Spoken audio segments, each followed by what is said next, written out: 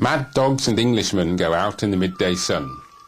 I've lived in Israel for 27 years, but I suppose this proves I'll always be an Englishman at heart. Today we're visiting Timna Park, 15 kilometres north of Eilat. And it's July and it's hot. But I've got my camera and I'm ready to go. Copper mining began here at Timna more than 6,000 years ago. In fact, this reservation boasts the oldest known copper mines in the world, dating back to 3,500 BCE. In all, about 10,000 mine shafts have been found in the Timna region. It was the Egyptians, though, between the 14th and 12th centuries BCE, who established a gigantic copper mining operation here. They needed copper to make bronze weapons, and it was these bronze weapons, made from copper mined at Timna, that provided the basis for the Egyptian Empire's power in ancient times.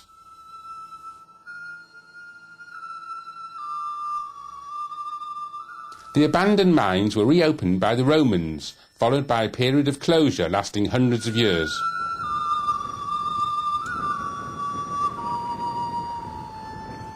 But in the 1950s, Israel reopened the mines, and they were operational until 1984, when a drop in copper prices led to their final closure.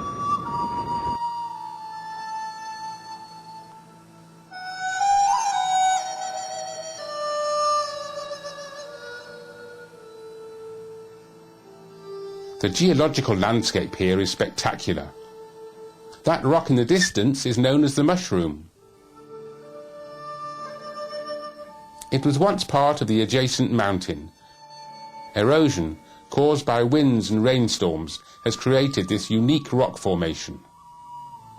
The layers of rock around here consist predominantly of red and white sandstone, but they also contain dolomite, lime and marl.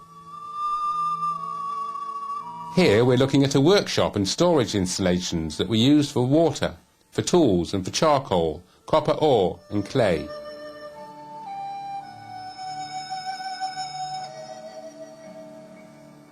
Timna's best-known feature is Solomon's Pillars, so called because the biblical King Solomon is thought to have mined copper in the region.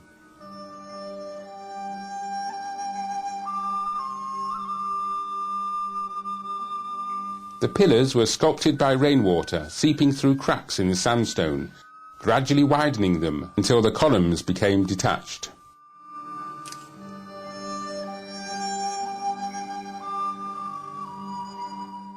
A set of steps leads from Solomon's Pillars up to an Egyptian rock engraving from the early 12th century BCE. You can just make out the shape of King Ramses III on the left, making an offering to Hathor, the Egyptian goddess of love and patron goddess of miners.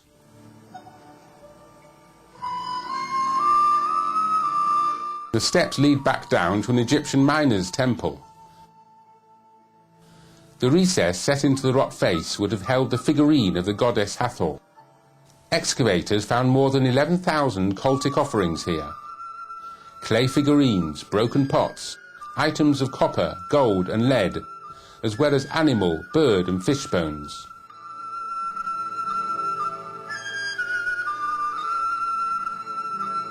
The most famous rock engraving here at Timna is known as the Chariots.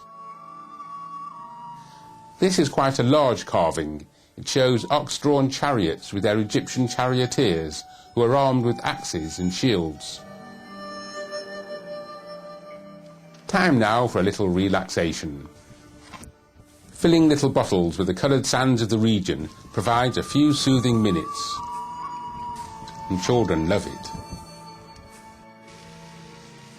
The nearby lake is artificial, so the ancient Egyptians wouldn't have been able to do this. But otherwise, the scenery hasn't changed much since they were here, mining copper and carving their hieroglyphics more than 3,000 years ago. It's incredible to think that one of the most important technological revolutions in human history, the mining and production of copper, began in this place, 15 kilometres north of Eilat, 6,000 years ago.